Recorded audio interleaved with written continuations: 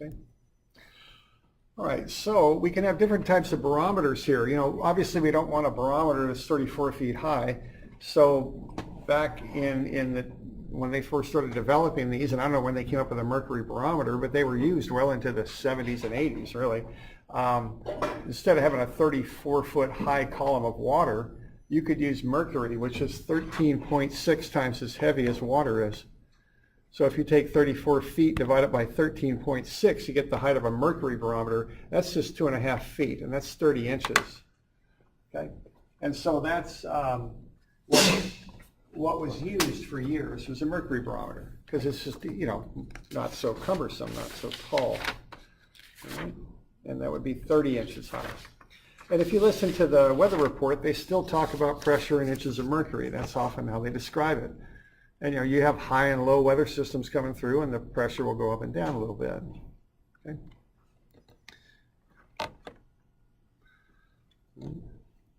So I'm on page 71 is where I'm at now. So what we got now is we got all these different ways of measuring atmospheric pressure. We got PSI-A, we got a water barometer, and we got a mercury barometer. These are all equivalents, just measured in different ways, and they all can be used in different situations. Okay. So it is a little bit of a mess in that there's these 3 different ways to measure it, but they're all used at different times. So we want to get comfortable with kind of converting between them. So there's 2 ways that we can measure these vacuum type pressures. We can use a vacuum measurement. So one way you can do it is you can start at an absolute pressure of 0. Okay, so complete vacuum, no pressure at all. Okay, so I call that a complete vacuum. And what I'm going to do then is measure up to the value. So I'd have PSI-A, I'd have water barometer, and I'd have a mercury barometer, and I'll abbreviate those, water H2O and mercury with its atomic symbol Hg. And they're all measuring up. They're doing it at different scales, but they're starting at a complete vacuum and going up. Okay. Now I could also measure down, okay? You can measure from atmospheric pressure, and measure with a negative PSIG, a water vacuum, or a mercury vacuum. So what I can do here for a given value is I can measure from total 0 up with barometers and PSI-A, or I can start at a standard of atmospheric pressure and measure down with a water vacuum, a mercury vacuum, or negative PSIG. You can do it either way. And again, all these different methods can be used. So it's a little bit unfortunate, but that's kind of how it is, okay? So we got to be able to deal with this somehow, because sometimes we need to be able to convert units. So I've given this, you know, a little bit of thought, and I've got a method for this, okay? And this method works pretty well, regardless of what system you're in. And I've got a little table there on a chart, okay? And down at the bottom of 71, and what you're seeing there. So what we have here for absolute pressure and mercury and water barometers, I've got 0 on the bottom, and then I'm measuring up, okay? And then for a mercury vacuum, water vacuum, and gauge pressure, I've got 0 up here.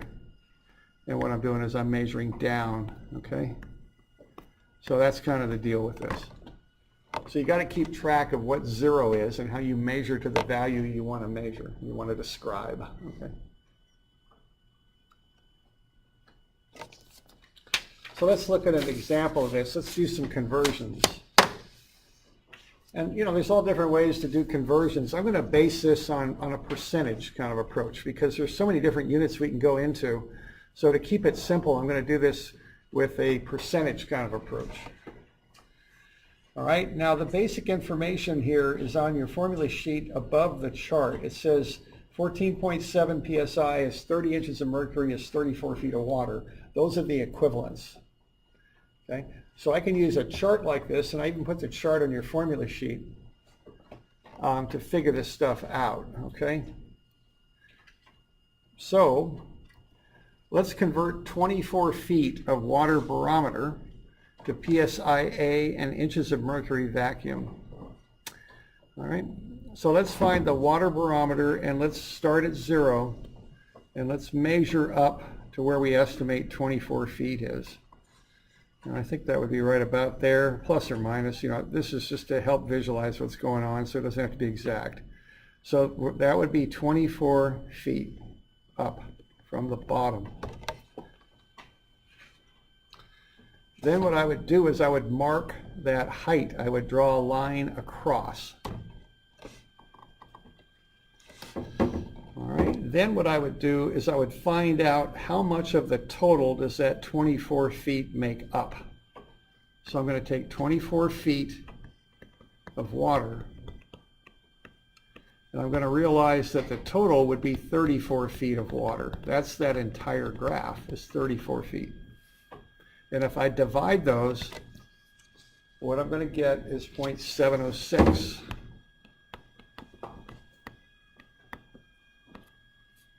So what that means is if I start on the bottom of the graph and go up to 24 feet of water barometer, I'm going 70.6% of the way from the bottom up. You okay with that?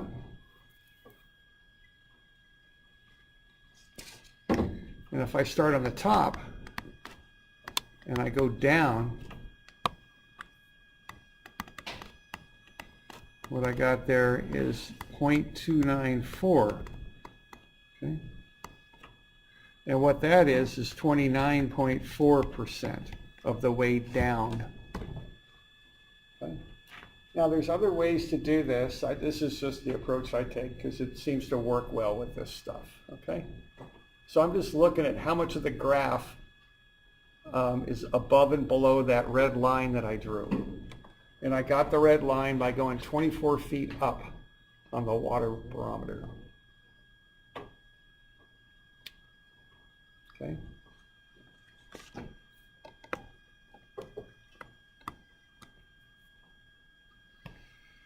All right. So now I got that. And so now let's figure out the other stuff, okay? I want to figure out the PSIA. All right, and I look on my little chart here. There's absolute pressure. So the PSIA is kind of this squiggly line in green. Does that, starts at the bottom and goes up. You always start at the 0 and go to the line. All right. So what I've got there is I've got 14.7 PSIA is the total. And from my little notation there, I can see I'm going to go 70.6% of the way up.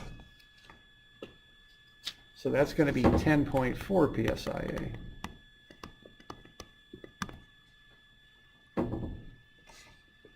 You okay with that?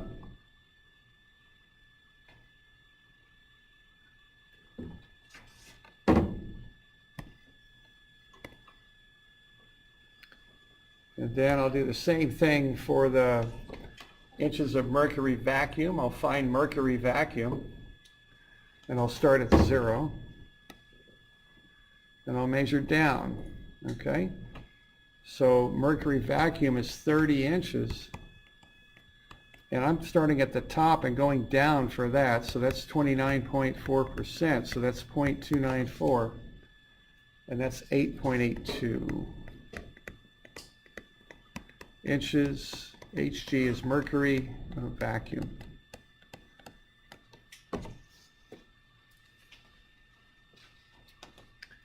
Now there's certainly other ways to do this, but that's how I would approach it. That's one way to do it, and it's systematic, and it works pretty consistently with this stuff, okay?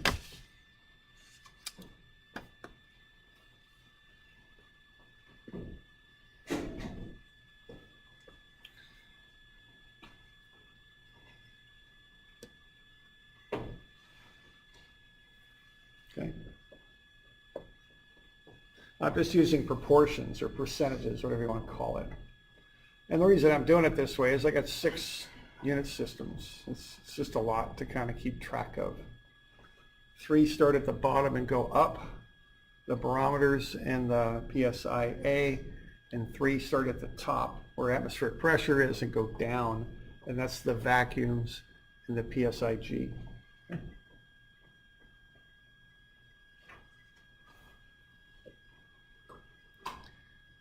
We good?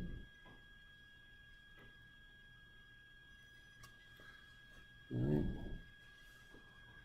You too can do this method, so let's look at the next page, page 73, and see if you can do that. Let's get 20 inches of mercury vacuum into PSI-A and PSI-G. Okay.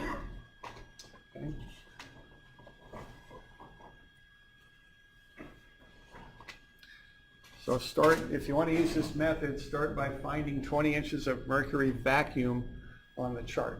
Okay? That would be step one.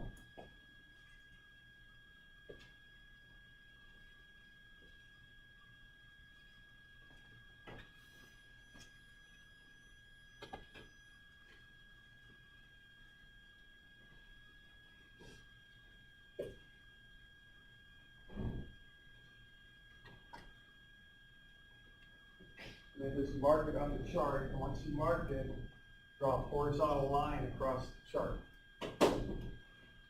Because that's the value there. You can measure the value many different ways, but that horizontal line is always the value you're going to measure to. So just find where 20 inches of mercury vacuum is approximately at. You don't got to be perfect, because this is just a little sketch, is all it is. Draw that line and then figure out how percentage of the graph is above the line and what percentage is below.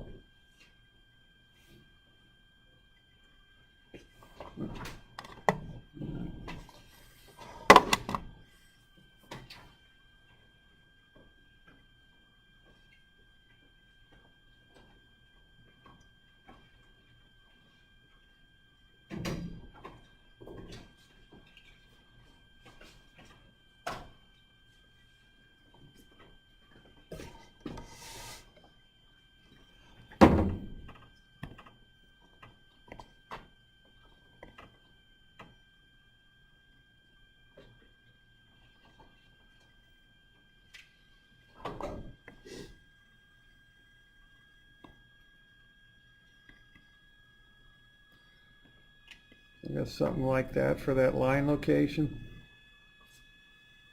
Okay.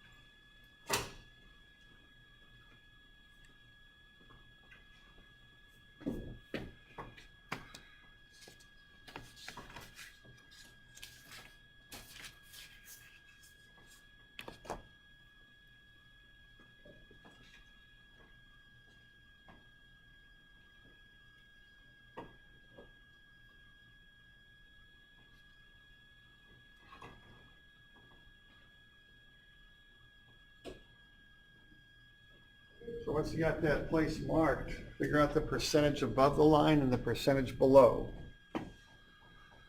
You know, look at the total inches of mercury vacuum for the whole chart. It looks a lot like 30 inches to me. So once you know that, you ought to be able to come up with the percentage that 20 makes up of that, okay?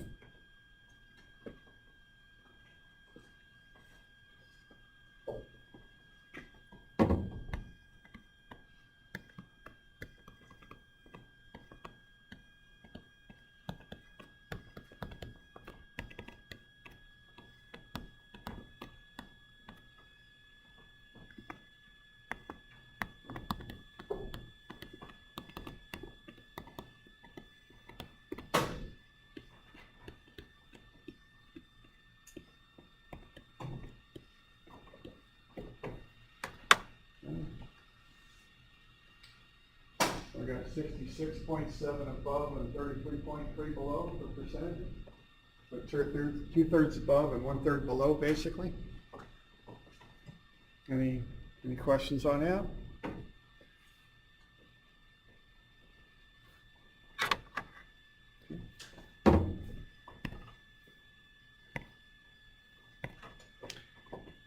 And then once you've got that, start at the 0 points always for your measurements. So we got PSIA and PSIG. So there's 0 PSIA. We're going to go up for that. And here's 0 PSIG and go down, because you start at 0 before you count off to a number. Okay? That's the idea there. Okay? And then just figure out, based on that total, what the number would be. Okay?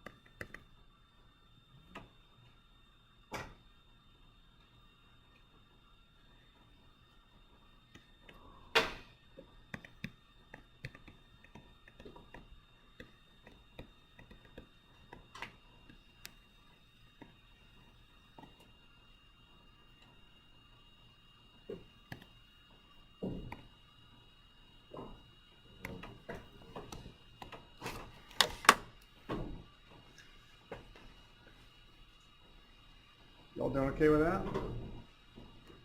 9.8, I think, 14 point, or 9.8, 4.9. Okay?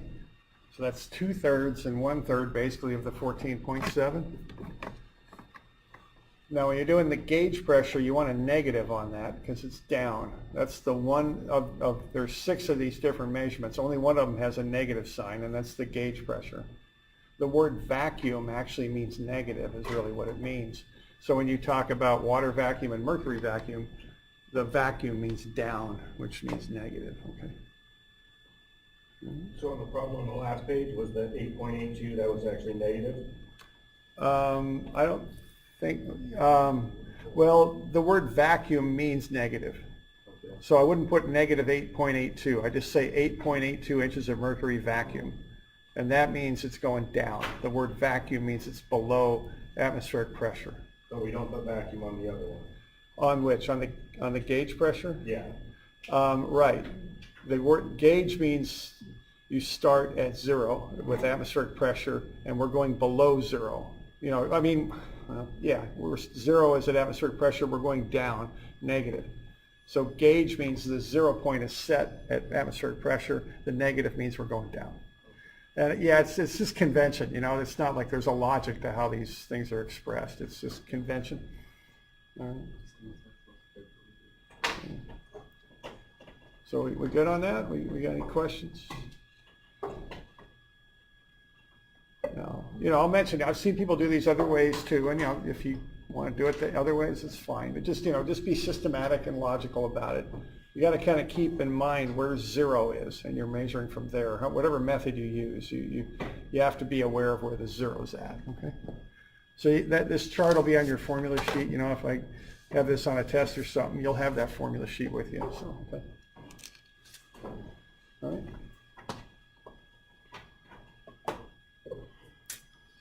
All right. Good.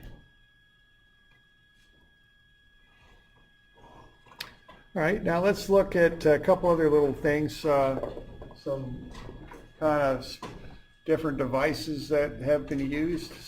These manometers are getting kind of old. I mean, again, these kind of precede digital technology. These are old analog measuring devices. Okay, so what you can do with a U-tube manometer is measure the pressure difference between two pipes. That's what these were used for. And they're pretty straightforward, that there's one little thing you got to remember on these. So think of a pipe, you know, kind of going that way and just kind of heading on back, and another pipe right here. And let's say we want to know the pressure difference between the pipe. All right. Now, one way you could do that would be to put a manometer in there. So let's say we've got water in the two pipes and we use mercury for the fluid. Okay. Now they use mercury because it's heavy as heck and you don't need to have a huge manometer if you use mercury. Okay. Now the toxicity of it really wasn't always considered that much back in the days, you know. Although they wouldn't have used these on a water plant, but they might have used them on a wastewater plant. I've seen that. Now I think my sketch is a little different than yours, if I'm not mistaken, so let's change the sketch so that we get the right numbers there. I think what we got there is 24 and 36. Is that what we ought to have? Okay, thanks. So 24 and 36, okay? Now, the deal on this, how to do this, is understand that what you're looking for is a pressure difference, okay? It doesn't tell you the absolute pressure. The first thing I want to understand here is that word. What that means is I want to measure what's different between what the two pipes are doing. Now, which pipe has the greater pressure? Is it A or E? Which pipe? Yeah, it's A, because A is pushing the heavy mercury towards B, right? So it's got the higher pressure. All right. Now, what's going on here is anything above this green line is the same. They're both filled with water, so that doesn't express any difference. And anything below the other green line is the same. It's all filled with mercury, so that doesn't express any difference. What's different is the stuff between the two green lines. So that's what you got to look at. So the way you do this is look at what the pressure is based on that mercury. Okay, you got 24 inches. Now that equals 2 feet. Okay. So what you got going on there is if you're going from A to E, what A is doing is it's holding up 2 feet of mercury. Okay. And we got 0.433 psi per foot. Now that's for water. And then mercury is 13.6 times as heavy as water is. Okay. So accounting for that mercury being held up, what it takes to hold that up is 11.78 psi. Okay. That's what it takes to hold up 2 feet of mercury. And see, A is pushing that towards E.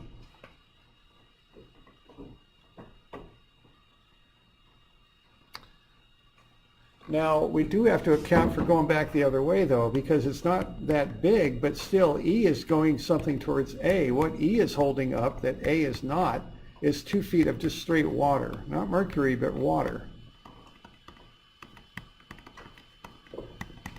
All right, and so that's 0.866 psi. Okay. And that's this little 2-foot column of water right there. So the upshot of this is if you want the pressure difference here, you take 11.78, which is what A is holding up, and you take away the 0.866, which is what E is holding up. And what you get for the difference then is 10.91 psi.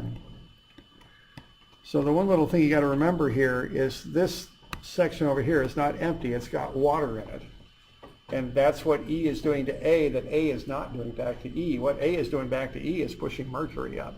So we account for the mercury, but we subtract off the pressure due to the water, okay? So A is 10.9 psi higher than E, okay?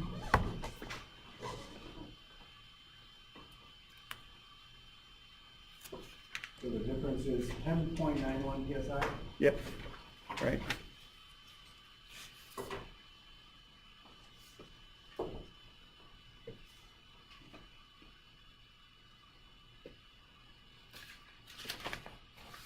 All right.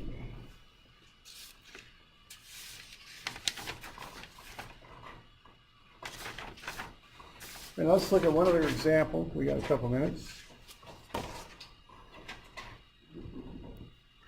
Now, they used to have all these crazy manometers back in the day, but they don't anymore. I mean, what we got now are these little pressure transducers. I think I'm not sure what the variable is that changes, but when they're under pressure, they put out a different current or voltage or something. I'm not sure what it is. And then we run that through a chip like we do and then pick a reading out. I mean, that's how pressure is read these days.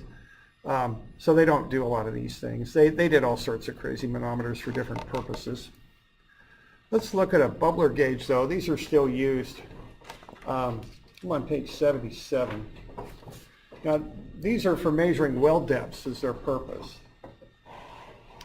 And I don't know if you all went out with Brian at all, those in the water program, looked at the wells here on campus, some of the irrigation wells. Did you ever do that or no?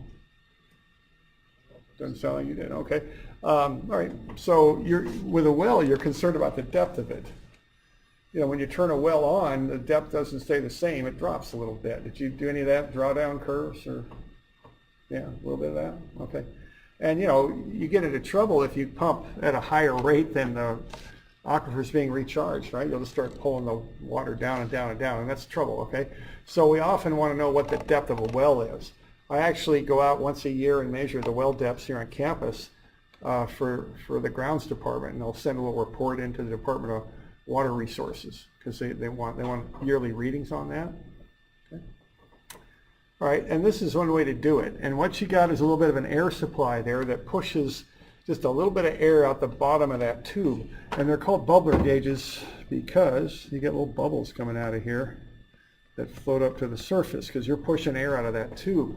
And what we're reading right here is 26 psi. All right. And what we want to know, it's important to know that, is this depth of water, right? Or actually, I'm sorry, no we don't. What we want to know is how far down the water is from the surface. That's typically how you measure this stuff, okay, is depth from the surface down. So the way you would do this is say, okay, I've got a 20 psi back pressure when I'm trying to push air out of that tube. So what does that mean? I'll take that 26 psi and then I'll realize that it's 2.31 feet per psi. Okay. So what that means is I've got 60.1 feet of water pushing on that tube on the bottom. Okay. So what I just found is that water depth, and that's 60.1. That's just the back pressure. That's all I'm doing there. All right, now what I've got there is 100 feet of tube. I've got 2 feet because the casing on the well, the casing's the pipe you kind of put into the well, you know, casing, well casing thing. It's 2 feet up above. They do that so if you got a flood or something, you don't start dumping water down your well. That's not good.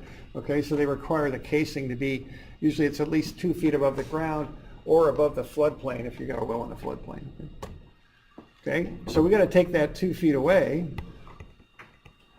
And then also we've got 60.1 feet of water there above that tube. So if I take 100 minus 2 minus 60.1, I get 37.9 feet.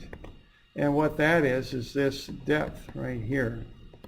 That's how deep that well is. And that's called a bubbler gauge. That's how deep the well is? Right, from the ground down, or it's where the water surface is. I don't know, there's different ways to express it, but this is the number that you want to know. How far below the ground is the water? Okay, so. Now, you could have drilled that well 200 feet deep, but the water fills it up, you know, in this case up until 37.9 feet below the ground. And when you're monitoring a well, that's the number you keep track of. How deep is the water?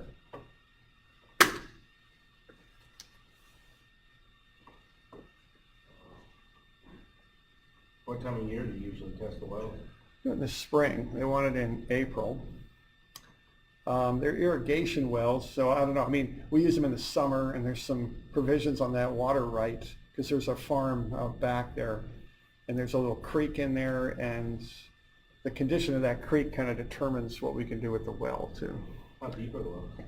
They're quite deep. They're drilled 230 feet. But they're artesian. There's a layer of sand we got into. This is really clay soil in here. There's a bunch of layers of clay underneath our feet. And every now and again, there's kind of a band of sand, maybe 10 feet deep. And that's where the water is, in the sand, and that's where you can get it. So we got these sand layers about 200 feet deep, but they're pressurized in some fashion because they push the water up in the well. So the wells themselves, these depths that I measure, are usually about 5 to 20 feet below the surface. So it's kind of an odd situation, but that's what we got. We got 4 wells here on campus, 2 old ones and 2 new ones. Okay. All right, we okay with that? Now why don't we get you some of these to do for Monday, I guess. So let's see what we've got. Hang on, it's going to just take me just a second, so I'm going to pause this for a second. Okay, what I got there is, I can't even read the dang things, 7.1, 7.2, 7.3, 7.4, 7.5, 7.6, 7.7, 7.8, 9, and 10 and 11. So it looks like 7.1 through 7.11. Now that isn't quite as bad as it might sound. Some of those are pretty straightforward problems. So it looks like 7.1 through 7.11. Those will be due on Monday. We'll cover them Friday. Okay. If you're online and you email, if you're not here Friday, if you email me a question, that'd be fine too. Okay. Just yeah, that should be fine. Okay. So it looks like 7.1 through 7.11. And these will be in Moodle. I've got the answers in Moodle, okay? So you'll get the answers where you can see how you're doing on them. Sorry, Professor Kidd, when are they due?